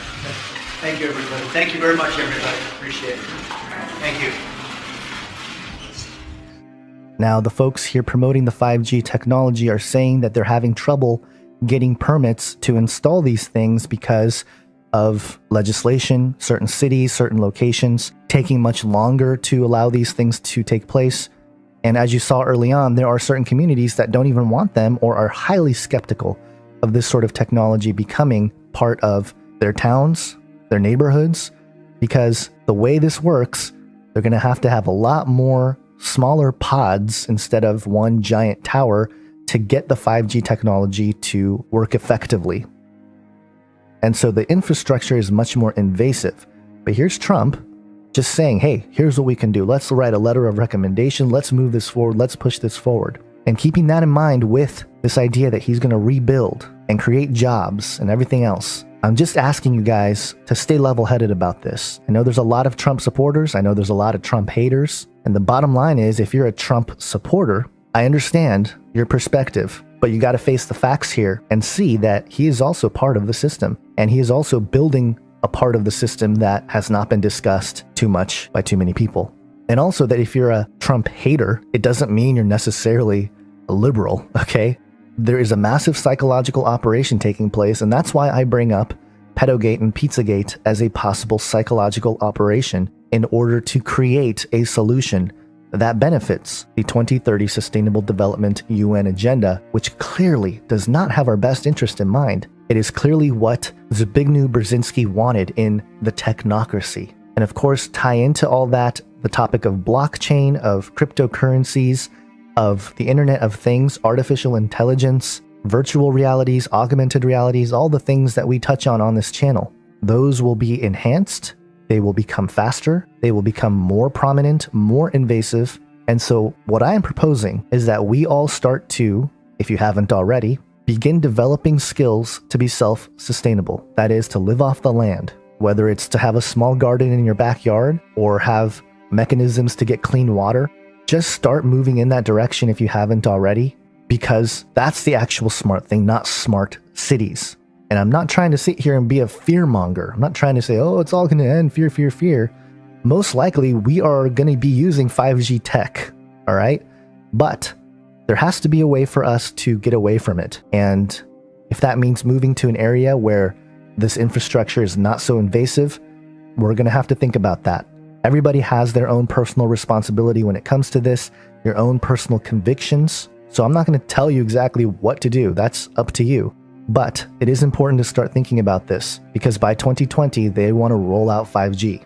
And 10 gigs per second upload speed is ridiculous and partly awesome. I get to download a 4K movie in a couple seconds instead of waiting an hour or whatever. But is that really worth it? Is that worth your sovereignty? Is that worth your freedom? Is that worth your privacy? Things to think about. Get a hard copy of the Bible if you don't have it already. That's going to be the most important thing as these things continue to develop, and the enslavement program and the prince of the power of the air continues to build the satanic kingdom on earth. We are the global leader in 4G. We have 5% of the world's population, but 1/3 of its 4G deployment. But laurels are not good resting places, so I think we have to start moving on 5G. Because today, the bulk of our spectrum activity when it comes to mobile takes place at 3 gigahertz or below. But going forward, we are going to have to bust through that ceiling, all the way up to 24 gigahertz, or perhaps even as high as 90 gigahertz. We are going to have to look to infinity and beyond. And then we're going to have to combine those stratospheric frequencies with dense networks of small cells. And if we do that right, we will have higher speeds with our wireless networks than we have ever seen before.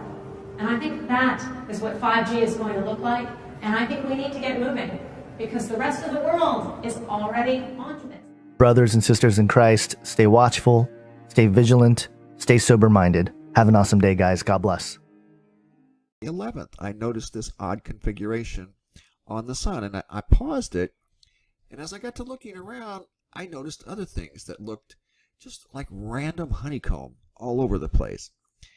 So I happened to have a piece of honeycomb that came out of my brother-in-law's house. I took photographs of it, and it was an actual active beehive that was in their house. They had to have it professionally removed, and I was there when they did it. So I got a few pictures when they took it out, but it looks exactly like that. There's honeycomb, and there's what looks like honeycomb on this particular still image on the surface of the sun. So I made a little video clip, which is right here, and it's the same exact time frame, but it's like 2 or 3 hours on both sides. And you can see how this thing turns as it comes right there, as it comes towards us, especially here. You can see what appear to be lines that it's like right here is an obvious one to me. Looks like a honeycomb. Where else? I saw some, but this thing you got to keep in mind is moving. It's constantly changing shape, at least up here. The 193 is the upper levels of the atmosphere of the sun, and then as the numbers go up with this instrument, I think it's as the numbers go up, I don't know, each number represents a layer of atmosphere of the sun, how they view the sun and how they filter the light. And some of the instruments on board this spacecraft view the actual surface of the sun. So to me, this could be a processing glitch. I don't know, but it looks like right here you can see some more. It's like it's all over the place. Some of it's more obvious than others because, again, this thing is moving and it's not going to give you a clear perspective. This here was at just the right angle, and there it is. It's kind of hard to miss.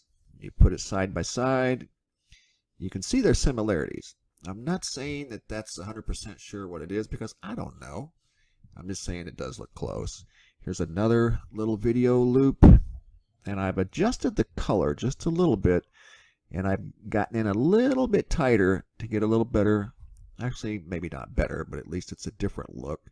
And you can see what looks like compartmentalized light structures. That's what that looks like to me. Does it mean that it is? But it holds its position for quite some time. This is over the course of a few hours. And, you know, we're seeing things in the sky that resemble this. We're seeing this quite often nowadays. So it just kind of reminded me of that. Not saying that that's what it is. I'm just saying, you know, we're seeing that a lot. In different random photographs. That one there, a guy sent me. This was in a photograph taken of Crazy Horse Monument in South Dakota, and the sun was not in the photograph. Normally we see a lot of reflections in photographs that include the sun. This photograph, however, did not include the sun, and it was in 2 separate photographs, not just one. So I don't know what we've got going on here. If anything, I promised I would get it up, and I try to be a man of my word. So here it is. For whatever it's worth, I don't know what we've got going on here, if anything, my friends, but that right there especially, to me, looks exactly like that. It's a perfect match. So whether it's actual surface honeycomb or something similar to that, I don't know. But it's very, very similar. Those 2 sections right here and here match. And in fact, the one on the left, the sun looks more like honeycomb than the actual honeycomb on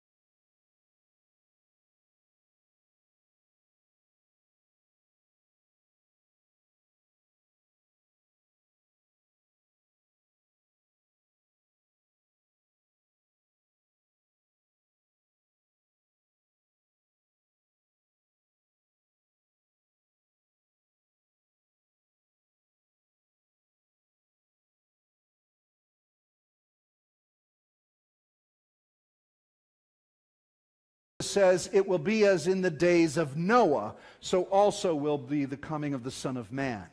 What's so special about the days of Noah? Deception, devastation, depravity, because the human race had fallen into a reorientation of what it meant to be human. Now, I'm not going to get into a long study on Genesis chapter 6, where the fallen angels came and cohabitated with women and brought forth the Nephilim and destroyed the gene pool, and only Noah was pure and could bring the human race into salvation. That's why God had to destroy the world. We all say, well, it was because of sin. Well, he should have destroyed it 10 years after that. Did Noah's family fall into sin? Yeah, so why didn't he destroy them? No, it had to go further than a sin issue. It was a reorientation of humanity. And the DNA was in fact changing, but I'm not going to get into that. But let me bring you up to the present trending right now. So in 3 ways there is a human reorientation. Number 1 is an identity. Identity. We start with orientation and gender. This is just the beginning. Don't think this is the worst of it. This is simply the beginning of changing the identity of man. It starts with, and we've seen it in our days, sexual orientation. But it is a reorienting of our sexuality. And from the reorientation of sexual orientation, it has now moved into gender identity changes. How many of you know that? And so now we have come to the place where we do not have to identify the gender of a child, even when it's born and it's got all the parts that I'd identify it. We can decide what gender we want that child to be later. And so there is a gender identification, and with it has come all sorts of body modifications. All right? That's the ground floor. Now already this is completely acceptable worldwide, globally in our society. A gender reorientation and a sexual reorientation. And it's completely here, folks. It's already here. So if you don't understand what's trending, lift your head up and look. All right? Understand the times you're in and that there's a present truth to deal with this. From the issue of identity, we now go into the sense of new creation. The ground floor was sexual orientation, gender identity, and body modification. And now, body modification is moving into DNA modification and transhumanism. And if you don't understand what transhumanism is, you need to see what's trending. This is globally. The belief that the human race will evolve beyond its current physical and mental limitations through science and technology. How many of you know what's trending usually hits Hollywood first? And from Hollywood it goes into the TVs. And from the TVs it saturates the minds of our young people. Old people say, oh, come on, that's just funny science fiction.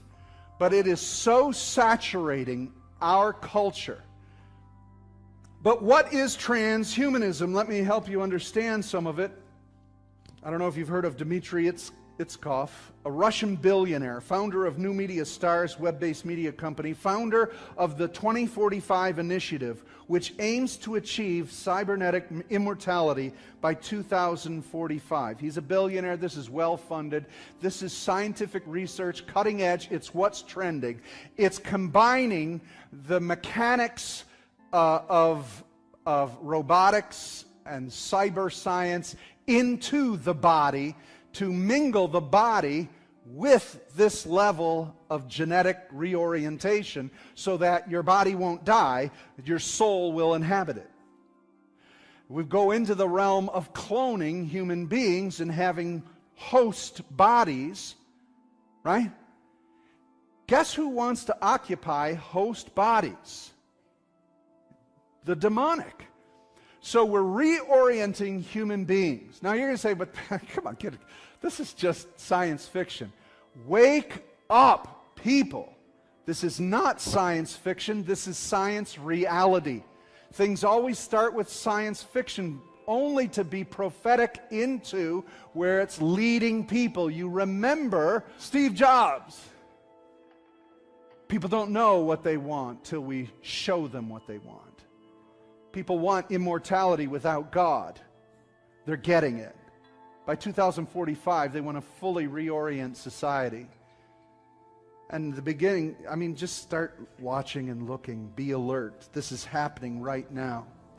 And then the third aspect of this rehumanization, this reorientation of what is human, we've changed gender, we've changed body modification, we are now changing what it is to be human and mechanical or machine, or at least genetically altering DNA, to now the third level, and that's what's trending, and that is heavenly beings. We call them aliens. Oh, now you're way out there, Pastor. Come on. Now you're way out there with UFOs and aliens and all this stuff. Now you're way out there. Man, if you don't understand what's trending and what's happening in this world, where do you think all the beasts are coming out of in the book of Revelation? What do you think these frog creatures are? Toads? What do you think all of this activity in the heavenlies is happening? You want to see the Bible in the headlines? Here it is. And I'm not kidding, and I'm not deluded. This is the third phase. There have been more sightings, and remember, what did Jesus say? There will be a strong delusion. It will be so extreme that even the very elect could possibly be deceived. When people start showing up, other beings from other planets, they're not coming from other planets. They're coming from other dimensions. Does anybody have an idea of what dimension these beings are coming from? Come on, church. They're demonic. So the realm of the demonic, you could dress them up like aliens, you can dress them up in saucers, you can dress them up any way you want, but it's when the demonic comes to planet Earth as never before. Will the church be ready? We're still arguing whether we should, I don't know, have flavored cream cheese or not. Now let me ask you this. With this strong deception, strong delusions, and folks, you just need to talk to your children. This is the reality they have. And if you're not aware of what your kids believe, and so you're trying to bring them to church once a month, when daily, hour by hour, minute by minute, they are being brainwashed and hypnotized and reoriented, both in sexuality and in gender and in what is being human and where did we come from and what's coming to visit. We need to bring our kids here and instruct them. We need to bring our friends and family here so that we would be instructed in understanding what is trending. Now, hey, listen, where sin abounds, can someone give an answer to that? Where sin abounds, what much more? Grace. When you heard Jesus in Matthew 24 talk about this, he's saying deception's coming, devastation's coming, but that's not all. That's not the end. Then he says that there's going to be such depravity, and he says, but that's not all. And he said, it ain't over till this word gets out to all nations. And that's what is mounting in the midst of this. So we need a church that's ready, that's in present truth, that is fired up and can handle these situations. And that's what I'm here to do with you. That's what this church is about. We want to be a present truth church. We want to instruct you. We want to teach you. We want to show you how to handle these situations. So when an alien shows up at your door, you call that thing out for what it is. All right? Don't get all ET and try and phone home. You call that thing out for what it is. And when people are confused and they don't understand their gender and their identity, you point them to the one who can identify them in the depths of their soul and in the depths of their DNA, and let them know that God knows who they are and God wants to bring them into the fullness of who they've been called to be. We've got the answer for such things. Now, let's take a look at this. And so, what's trending? We're looking at deception in three ways.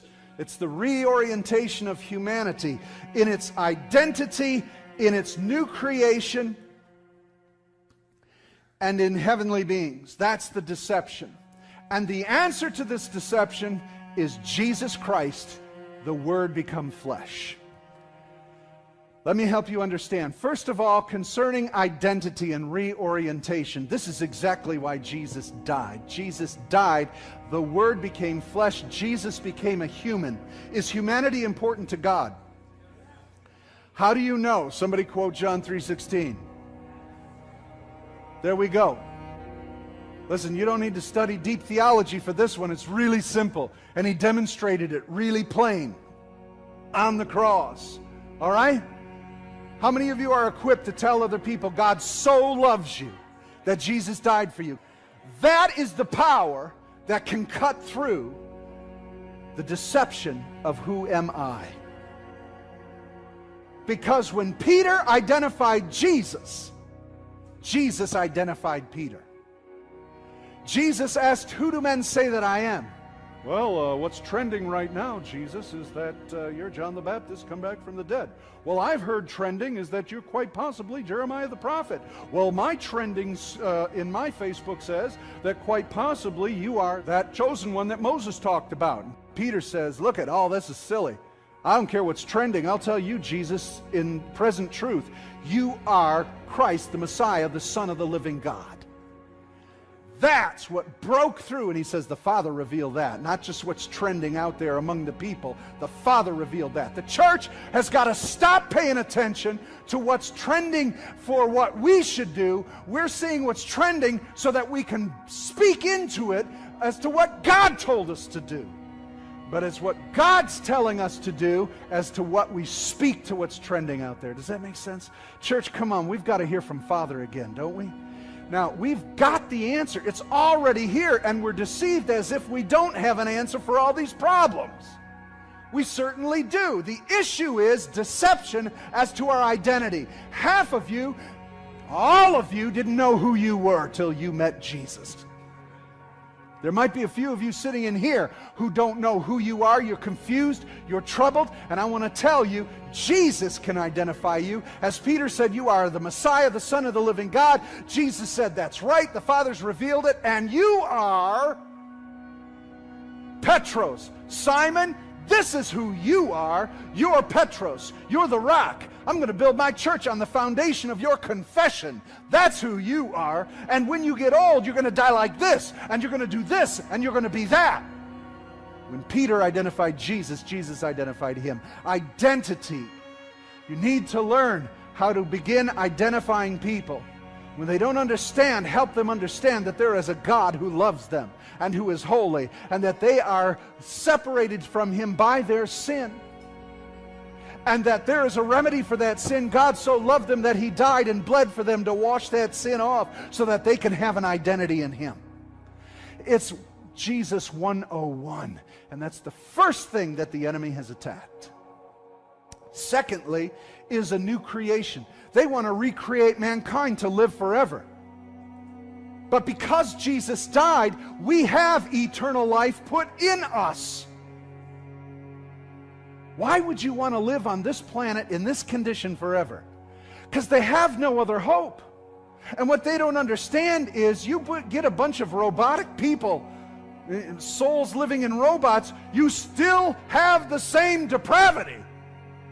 The parts just won't wear out. That's called hell. Is anybody with me? All they're doing is recreating hell, and who do you think is behind it? Come on, do you see the deception? But you tell the people there is a spirit of power, love, joy, peace, goodness, gentleness, faithfulness, self-control. This power is the indwelling Holy Spirit. Once you've been identified by Jesus, then you can be occupied by the very presence of God himself. You don't need by robotics.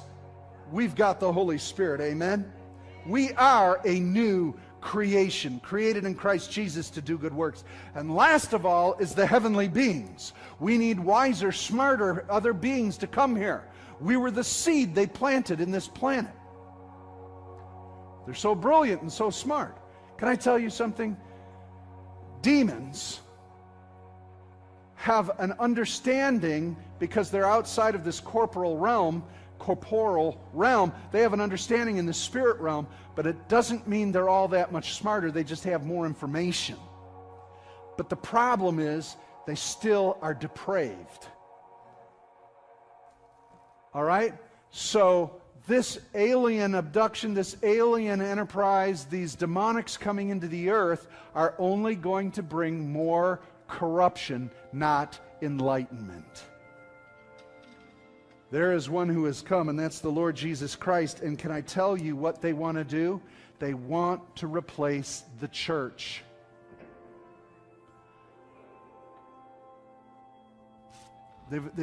They already have eliminated God from the picture. So who do they have to eliminate on planet Earth that represents the kingdom of God?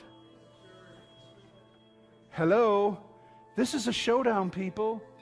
If you don't understand the enemy that's at your door, come on, you're talking aliens. I'm talking demons.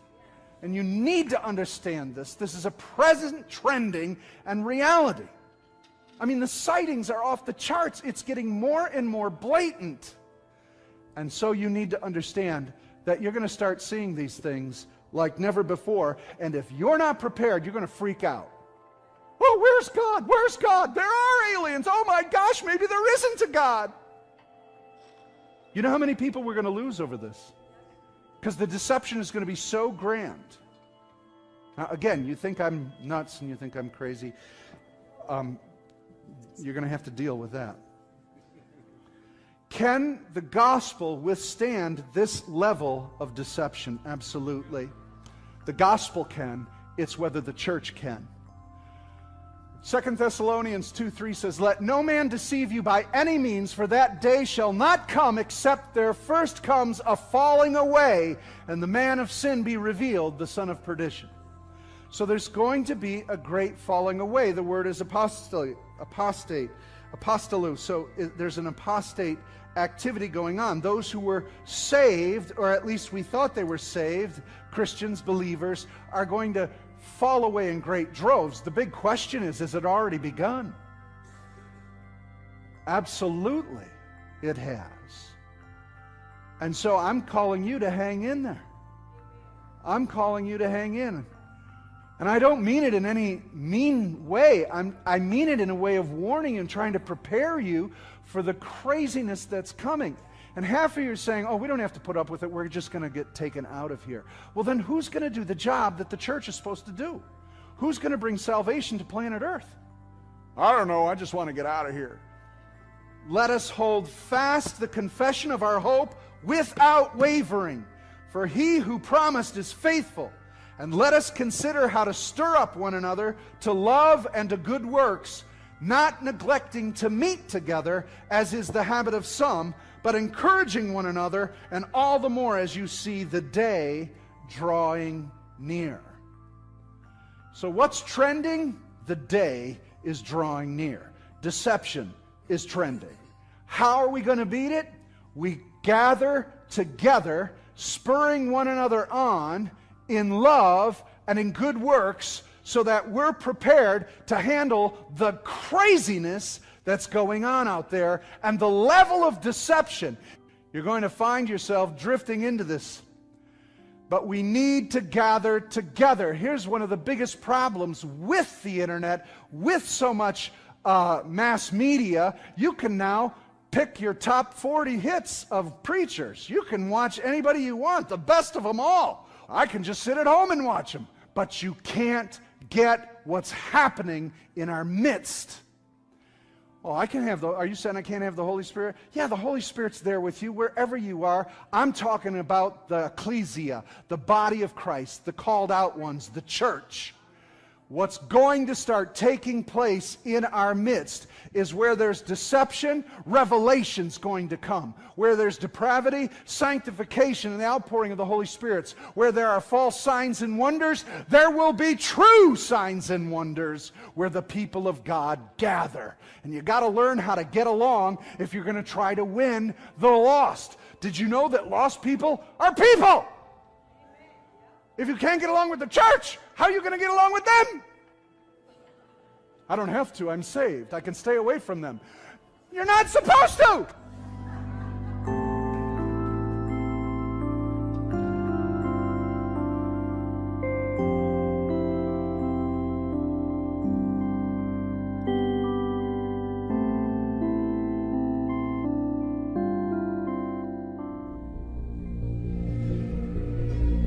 You have to let it all go.